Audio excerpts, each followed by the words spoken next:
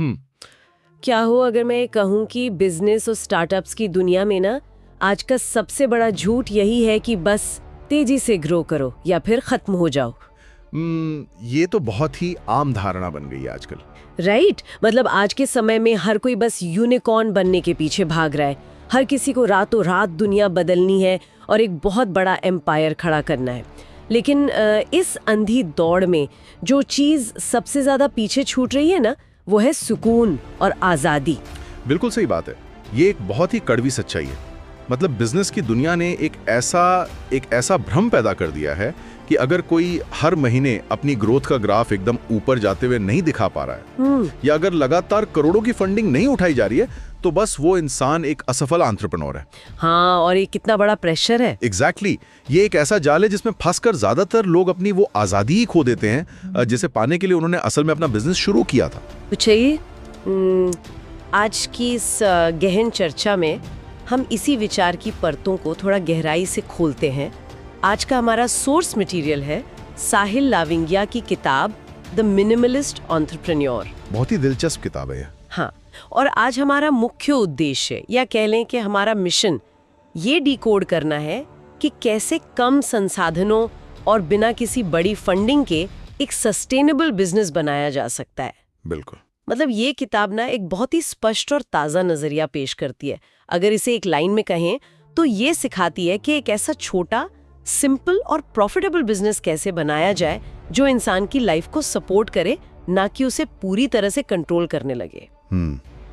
और ये चर्चा उन सभी लोगों के लिए बहुत महत्वपूर्ण है जो कोई साइड हसल शुरू करना चाहते हैं या फिर अकेले काम करते हुए अपने समय और जीवन पर अपना पूरा नियंत्रण चाहते हैं। राइट। क्योंकि अगर हम देखें तो साहिल लाविंगिया का खुद का अनुभव ही इस पूरी फिलॉसफी की नींव है। उन्होंने गोमरॉड नाम की कंपनी शुरू की थी, बड़े इन्वेस्टर से करोड़ों की फंडिंग उठाई, एक बहुत बड़ी टीम बनाई और बस उसी यूनिकॉर्न बनने के रेस में दौड़ने लगे। हाँ, जैसे कि सिलिकॉन वैली का हर दूसरा स्टार्टअप करता है। बिल्कुल। लेकिन जब वो रेस फेल होने लगी और उन्हें अपनी आधी से ज्यादा टीम को निकालना पड़ा, तब जाकर उन्हें एहसास हुआ कि फंडिंग और ग्रोथ का ये जो पूरा मॉडल है, ये अंदर से कितना खोखला हो सकता है। ये वाकई एक बहुत ही दिलचस्प कहानी है। मतलब जिस इंसान ने सिलिकॉन वैली के हर नियम का पूरी तरह से पालन किया और फिर मुंह के बल गिरा, वही इंसान अब हमें बता रहा है कि वो रास्ता ही गलत था। राइट। ट्रेडिशनल स्टार्टअप कल्चर का मंत्र तो हमने बहुत सुना है ना, कि बड़ी फंडिंग लो, बहुत तेजी से ग्रो करो, मार्केट पर कब्जा कर लो। लेकिन जब लाविंगिया इस मिनिमलिस्ट एंटरप्रेन्योर की बात करते हैं तो मैं सोच रही थी कि जमीनी स्तर पर ये माइंडसेट आखिर कैसे अलग है। इसका माइंडसेट ट्रेडिशनल स्टार्टअप्स के बिल्कुल विपरीत दिशा में चलता है। मतलब ये अप्रोच सीधे तौर पर कहती है कि बेवजह की जटिलताओं से बचो। किसी को भी शुरुआत में ही एक फैंसी ऑफिस, 1 दर्जन एम्प्लॉइज या बहुत महंगे सॉफ्टवेयर सब्सक्रिप्शन की कोई जरूरत नहीं होती है। ट्रेडिशनल स्टार्टअप्स अक्सर सालों तक नुकसान में चलते हैं। हाँ, वो बस पैसे जलाते रहते हैं। एग्जैक्टली। उनका पूरा फोकस इस बात पर होता है कि यूजर्स कैसे बढ़ाएं, भले ही उन यूजर से एक भी पैसा ना मिल रहा हो। लेकिन एक मिनिमलिस्ट एंटरप्रेन्योर का फोकस ग्रो करने से ज्यादा प्रॉफिट पर होता है। ओके, मतलब पहले दिन से ही प्रॉफिट। हाँ, या कम से कम बहुत शुरुआत से ही। उनका लक्ष्य बिजनेस को सस्टेनेबल और प्रॉफिटेबल बनाना होता है। अगर मैं इसे अपने नजरिए से देखूं तो मुझे ये पूरा कॉन्सेप्ट कुछ ऐसा लग रहा है। मतलब मान लीजिए एक तरफ वो हाई स्पीड बुलेट ट्रेन है, उसे चलाने के लिए लगातार बाहर से कोयला यानी कि वेंचर कैपिटल फंडिंग डालना ही पड़ेगा। अगर कोयला आना बंद हुआ तो ट्रेन बुरी तरह क्रैश हो जाएगी। बिल्कुल। और सबसे बड़ी बात, उस ट्रेन की रफ्तार इतनी तेज होती है कि कंट्रोल चलाने वाले के हाथ में नहीं होता, बल्कि उन इन्वेस्टर्स के हाथ में होता है जो वो कोयला दे रहे हैं। ये तुलना स्थिति को बहुत ही सटीक तरीके से बयां करती है। मतलब इन्वेस्टर्स का पैसा आते ही ना संस्थापक की आजादी छिन जाती है। राइट। और वही दूसरी ओर एक मिनिमलिस्ट बिजनेस एक सोलर पावर्ड साइकिल की तरह लगता है मुझे। हो सकता है उसकी रफ्तार थोड़ी धीमी हो, वो बुलेट ट्रेन की तरह एक दिन में हजारों किलोमीटर ना जाए, लेकिन वो पूरी तरह से इंसान के अपने कंट्रोल में होती है। वो बिना किसी बाहरी ईंधन के अपने खुद के प्रॉफिट के दम पर चलती रहती है। और सबसे अहम बात, चलाने वाला रास्ते के नज़ारों का आनंद भी ले सकता है। एग्जैक्टली। और यहाँ सबसे दिलचस्प बात यह है कि ये जो सोलर पावर्ड साइकिल है ना, ये मंजिल तक पहुंचाएगी जरूर, और वो भी बिना रातों की नींद उड़ाए। इंसान अपने नियम खुद बनाता है, वो खुद तय करता है कि कितने घंटे काम करना है और कब छुट्टी लेनी है। हाँ, लेकिन यहाँ मेरे मन में एक सवाल आ रहा है। मतलब हमने तो हमेशा से यही सुना है कि बिजनेस का मतलब ही है एक्सपैंड करना, अपने कॉम्पिटिटर्स को पीछे छोड़ना। अगर कोई जानबूझकर अपने बिजनेस को छोटा रख रहा है, तो क्या ये एक तरह से उसकी महत्वाकांक्षा की कमी नहीं है? मतलब क्या हम इसे ऐसा नहीं कहेंगे कि खेलने से पहले ही हार मान ली? ये एक बहुत ही स्वाभाविक सवाल है, और सच कहूं तो ज्यादातर ट्रेडिशनल बिजनेस स्कूल यही सिखाते भी हैं। लेकिन ये किताब ना इसी धारणा पर सबसे कड़ा प्रहार करती है। अच्छा, कैसे? देखिए, सफलता की परिभाषा बदल चुकी है। अगर कोई एक ऐसा बिजनेस चला रहा है जो हर महीने एक अच्छी आय दे रहा है, जो स्टेबल है, और सबसे बड़ी बात, जो उस इंसान को अपनी जिंदगी अपने हिसाब से जीने की फ्रीडम दे रहा है, तो क्या वो सफलता नहीं है? पॉइंट तो है। बड़ा बनने की कोई मजबूरी थोड़ी ना है। अगर बिजनेस की वजह से कोई इंसान रोज अपने परिवार के साथ शाम का खाना खा पा रहा है, बिना किसी गिल्ट के छुट्टियों पर जा पा रहा है, तो फिर एक ऐसा बड़ा एम्पायर खड़ा करने का क्या लॉजिक है जो उसे दिन के 24 घंटे बस काम करने पर मजबूर कर दे? राइट, मैं पूरी तरह से समझ रही हूँ इस बात को। मतलब बिजनेस को एक मशीन की तरह देखना चाहिए जो इंसान के लिए काम करे, न कि इंसान को उस मशीन का एक पुर्जा बन जाना चाहिए। बिल्कुल। ये सुनकर बहुत तार्किक लगता है, लेकिन जमीनी हकीकत में जब कोई बिजनेस शुरू करने जाता है तो आमतौर पर होता क्या है? लोग क्या करते हैं? ज्यादातर लोग बस प्रोडक्ट बनाने में लग जाते हैं। हाँ, कोई इंसान अपने कमरे में बैठता है, 6 महीने तक कोडिंग करता है या कोई शानदार सा प्रोडक्ट डिजाइन करता है और फिर उसे लॉन्च करके बस ग्राहकों को ढूंढने लगता है। लेकिन हमारे सोर्स मटेरियल बताते हैं कि लविंगिया इस अप्रोच को पूरी तरह से नकारते हैं। एकदम सही। और यहीं पर इस किताब का सबसे अहम और व्यवहारिक हिस्सा सामने आता है।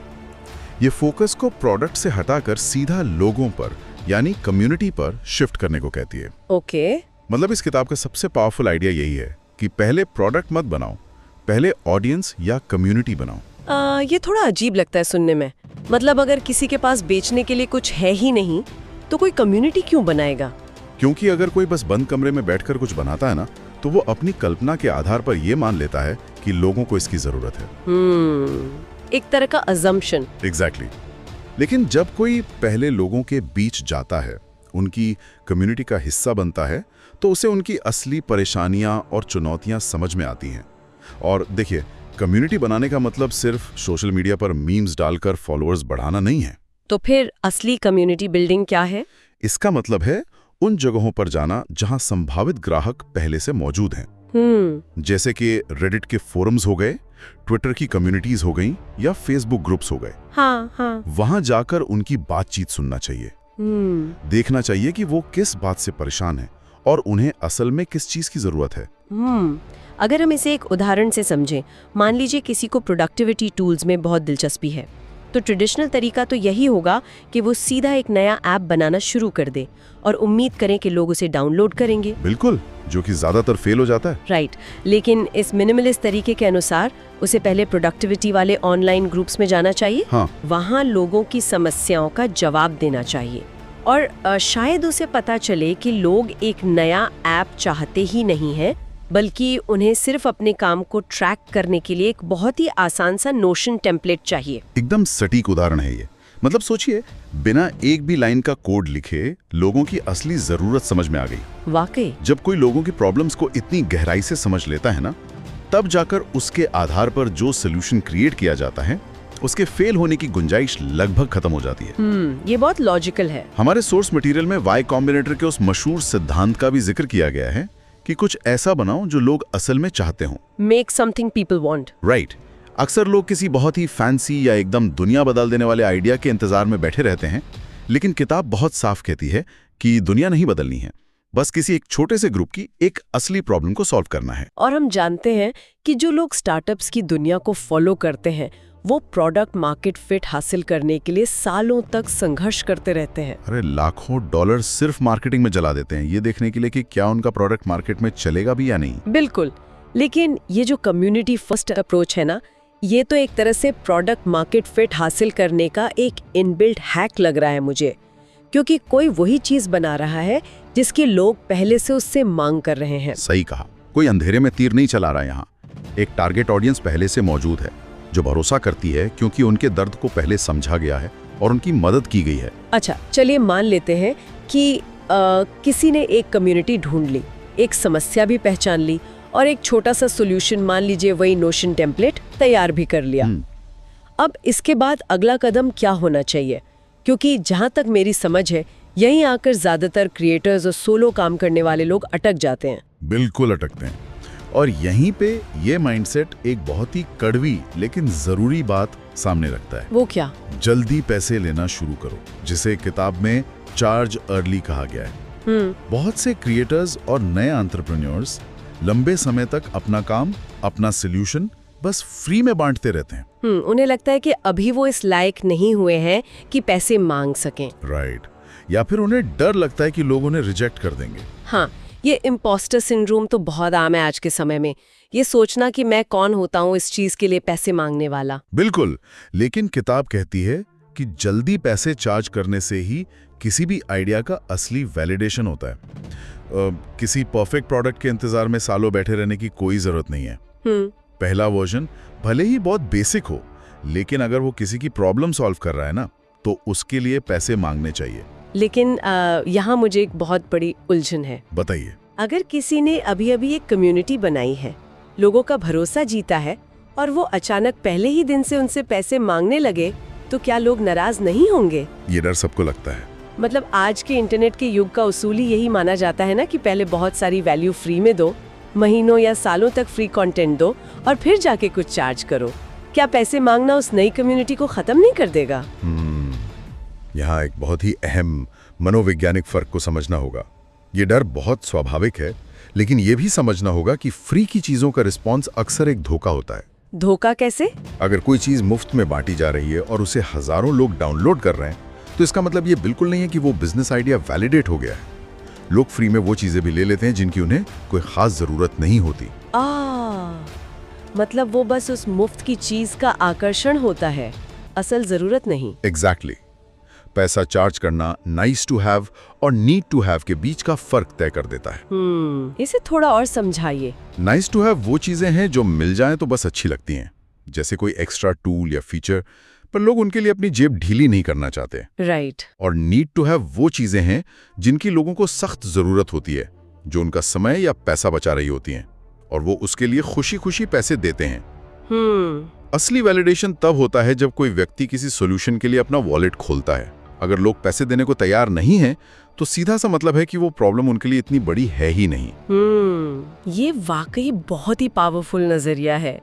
मतलब अगर उसी नोशन टेम्पलेट के लिए कोई सिर्फ $5 भी मांगता है और कोई उसे वो $5 दे देता है, तो वो $5 ना 5000 फ्री डाउनलोड से ज्यादा बड़ी बात बता रहे हैं। बिल्कुल सही। वो बता रहे हैं कि सच में किसी की एक ऐसी समस्या सुलझाई गई है जिसके लिए वो इंसान पैसे खर्च करने को तैयार है। एकदम सही। और यही वो सच्चाई है जो एक मिनिमलिस्ट एंटरप्रेन्योर को जल्दी से जल्दी जान लेनी चाहिए। कोई भी सालों तक एक ऐसे प्रोडक्ट पर काम नहीं करना चाहता जिसे असल में कोई खरीदना ही नहीं चाहता। हाँ, वो तो समय की पूरी बर्बादी हो गई। राइट। और जब कोई पैसे देता है ना, तो वो बहुत ही ईमानदार फीडबैक भी देता है। और बस यहीं से शुरू होता है बिजनेस का असली प्रोसेस, इटरेशन। इटरेशन मतलब टेस्ट करो, सीखो और लगातार उसमें सुधार करते रहो। जी हाँ। पहली बार में कोई भी चीज एकदम परफेक्ट नहीं बनती। जब शुरुआती ग्राहक उस अधूरे या बेसिक प्रोडक्ट को इस्तेमाल करते हैं, तो वो खुद बताते हैं कि इसमें क्या कमी है। फिर उन कमियों को दूर किया जाता है, प्रोडक्ट को बेहतर बनाया जाता है और फिर से चार्ज किया जाता है। ये एक लगातार चलने वाली साइकिल है। परफेक्शन बस एक भ्रम है, असली सुधार तो जमीन पर उतरने के बाद ही होता है। हाँ, ये पूरी अप्रोच वाकई दिमाग के जालों को एकदम साफ कर देती है। मतलब बिना वजह के हवा में महल बनाने से तो बेहतर ही है कि जमीन पर रहकर देखा जाए कि असली दुनिया चाहती क्या है। बिल्कुल। लेकिन अगर हम इस पूरी फिलॉसफी को आज के परिदृश्य में रखकर देखें, तो मैं सोच रही थी कि ये नया माइंडसेट असल जिंदगी में किन लोगों के लिए सबसे ज्यादा उपयुक्त है। मतलब क्या कोई इंसान जो स्पेस रॉकेट बनाना चाहता है, वो इस मिनिमलिस्ट अप्रोच का इस्तेमाल कर सकता है? नहीं, बिल्कुल नहीं। और ये जानना बहुत जरूरी भी है कि ये अप्रोच हर तरह के बिजनेस के लिए काम नहीं करती। अगर हम इस किताब की टारगेट ऑडियंस की बात करें, तो ये मुख्य रूप से उन लोगों के लिए डिजाइन की गई है जो इंटरनेट इकोसिस्टम का हिस्सा है। ओके। ये फ्रीलांसर्स, क्रिएटर्स, डिजिटल प्रोडक्ट्स बनाने वालों, स्टूडेंट्स और खास तौर पर सोलो एंटरप्रेन्योर्स के लिए सबसे बेहतरीन है। राइट। जो लोग अपने कोई साइड हसल शुरू करना चाहते हैं, वो भी बिना अपनी फुल टाइम नौकरी छोड़े, उनके लिए तो ये एक परफेक्ट ब्लूप्रिंट है। और अगर मैं इसके फायदों की तरफ देखूं तो मुझे लगता है इसका सबसे बड़ा फायदा यही है कि ये बहुत ही बिगिनर फ्रेंडली है। बहुत ज्यादा। ये कोई भारी भरकम बिजनेस जार्गन या ऐसी थ्योरी नहीं परोसती जिसे समझने के लिए किसी को MBA करना पड़े। ये बहुत सीधे और स्पष्ट कदम बताती है जिन्हें एक आम इंसान बस अपने लैपटॉप पर बैठकर आज ही लागू कर सकता है। बिल्कुल। और आज के समय में ना, जब स्ट्राइप जैसे पेमेंट गेटवेज आ गए हैं, AWS जैसे क्लाउड सर्वर्स हैं और इतने सारे नो कोड टूल्स मौजूद हैं जिन्होंने इंटरनेट पर कुछ भी बनाना इतना सस्ता और सुलभ कर दिया है, तो मुझे लगता है कि ये माइंडसेट एकदम समय की मांग है। आप बिल्कुल सही कह रही हैं। आज से 15 साल पहले शायद एक मिनिमलिस्ट बिजनेस बनाना इतना आसान नहीं था, क्योंकि तब तकनीक बहुत महंगी होती थी। हाँ, सर्वर्स का खर्चा ही बहुत होता था। राइट। लेकिन आज तकनीक लगभग मुफ्त है, इसलिए अब सारा खेल सिर्फ सही माइंडसेट का रह गया है। लेकिन हर चीज की कुछ सीमाएं भी तो होती हैं ना। अगर मैं इस किताब और इस माइंडसेट की कमियों की बात करूं, तो जैसा कि आपने कहा, ये उन लोगों के लिए बिल्कुल काम नहीं करेगी जिन्हें कोई बड़ा मैन्युफैक्चरिंग प्लांट लगाना है, या जो वाकई में कोई ग्लोबल कॉर्पोरेशन और यूनिकॉर्न स्टार्टअप ही बनाना चाहते हैं, जहां शुरुआत में ही करोड़ों के कैपिटल की जरूरत होती है। और इसके अलावा जो लोग पहले से ही बिजनेस की दुनिया में बहुत अनुभवी है ना, जो पहले ही कई कंपनियां खड़ी कर चुके हैं, उन्हें शायद इस किताब के कुछ आइडियाज बहुत ही बुनियादी लगे। हाँ, उनके लिए शायद ये कुछ नया न जोड़े। बिल्कुल। लेकिन फिर भी अगर हम उन आम लोगों की बात करें जो सिर्फ अपनी शर्तों पर जीना चाहते हैं, तो उनके लिए ये किसी संजीवनी से कम नहीं है। हमारे सोर्स मटेरियल के अनुसार इस किताब को 4.3 आउट ऑफ 5 की शानदार रेटिंग मिली है। ये बहुत अच्छी रेटिंग है। और इस रेटिंग का मुख्य कारण ही यही है कि ये एक बहुत ही सिंपल, सस्टेनेबल और सुकून भरा बिजनेस माइंडसेट प्रदान करती है। इस पूरी चर्चा को देखने के बाद मैं तो यही कहूंगी कि ये किताब उन अनगिनत लोगों के लिए एक राहत की सांस की तरह है जो अपना खुद का काम तो शुरू करना चाहते हैं, लेकिन उस भारी भरकम रिस्क और स्ट्रेस से डरते हैं जो आमतौर पर बिजनेस शब्द के साथ जुड़ा होता है। एकदम सही। इस पूरी गहन चर्चा का निष्कर्ष अगर निकाला जाए तो साहिल लाविंगिया की द मिनिमलिस्ट एंटरप्रेन्योर बस ये साबित करती है कि सफलता पाने के लिए ना हमेशा करोड़ों की फंडिंग, बड़े बड़े ऑफिस या हजारों एम्प्लॉइज की फौज की कोई जरूरत नहीं होती। बिल्कुल नहीं होती। ना बड़े इन्वेस्टमेंट के, बस स्मार्ट तरीके से काम करके किसी एक छोटी सी कम्युनिटी की असली परेशानी को समझकर और शुरुआत से ही प्रॉफिट पर फोकस रखकर एक बहुत ही शानदार बिजनेस बनाया जा सकता है। राइट।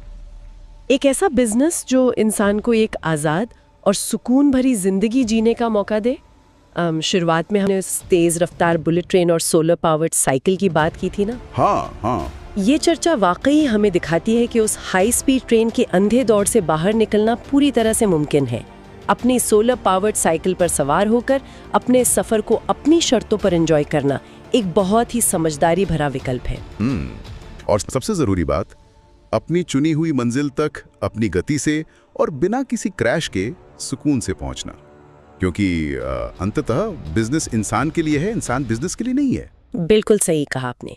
और अब इस चर्चा को खत्म करने से पहले मैं सुनने वालों के लिए एक ऐसा विचार छोड़ना चाहती हूँ जिस पर वाकई गंभीरता से सोचा जाना चाहिए। देखिए, हम सभी किसी न किसी रूप में फ्रीडम या आज़ादी चाहते हैं। हर कोई चाहता है कि उसका समय उसका अपना हो। अगर एक बिजनेस का असली उद्देश्य इंसान को उसकी आज़ादी और उसका समय वापस देना है, तो उस आज़ादी को पाने के लिए असल में कम से कम कितने बड़े बिजनेस की आवश्यकता है? ये बहुत ही गहरा सवाल है ना? क्या बिजनेस की दुनिया में उस बिंदु को पहचान लेना जहां कोई पूरे कॉन्फिडेंस से कह सके कि हाँ, ये मेरे लिए काफ़ी है, अपने आप में दुनिया का सबसे बड़ा बिजनेस हैक नहीं है। इसी विचार के साथ हम आज की इस गहन चर्चा को यहीं विराम देते हैं। सोचने के लिए बहुत कुछ है।